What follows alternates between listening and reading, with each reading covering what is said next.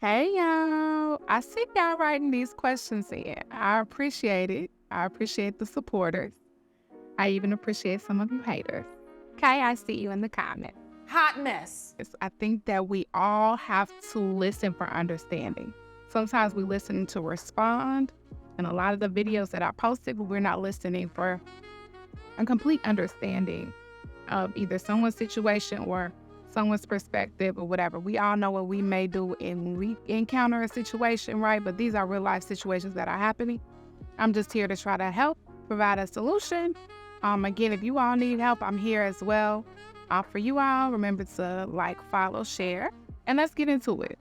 I heard you rang the bell. I think this is in response to one of my videos that I was talking about how people commit fraud in terms of child support, that they know that the person is not the father, but they put this man on child support. Now discovering that you aren't the father, I think this person is asking, the repayment of the funds, does that prove fraud? Specifically, they asked like if there was an agreement written with the payment schedule to pay back the funds that he paid in full, is that considered proof of fraud? Not necessarily. That's considered proof that she's repaying you, right? Because some woman could just been really they just didn't know, right? They could have honestly thought that you were the father. Maybe there were multiple, but they thought, around about this time, I think it's you, right? And they came with full intentions. They came with full intentions, believing that it's you.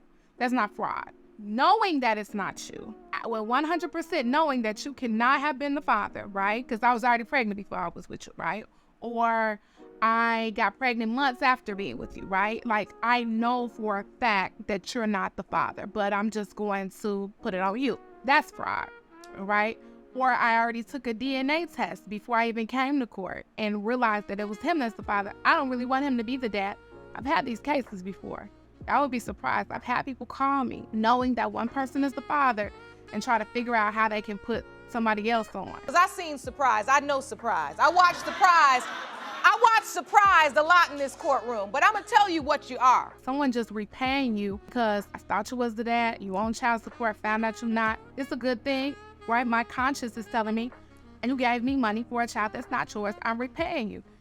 Doesn't necessarily prove that that's fraud. But I'm glad that, there's a repayment.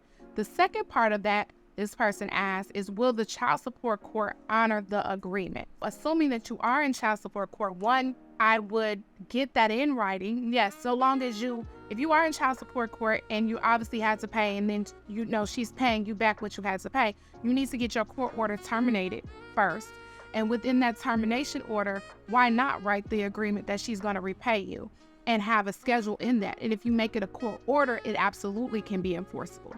Now, let's say you guys never went to court, you just did it on your own, right? And off the strength of her, or you believing, right, that you were the father, and you guys set up, okay, I'm sending you this amount of money, and now she's saying, I'm gonna repay you that.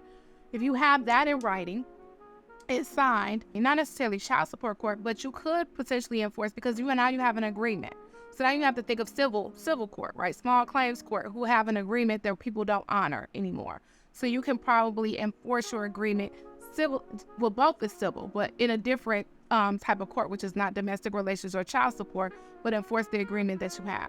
So I think you have resources either way. There's some more questions that obviously you need to ask, whether or not you have been in court, right, for the child support order. Then yes, get it in the order and it's enforceable.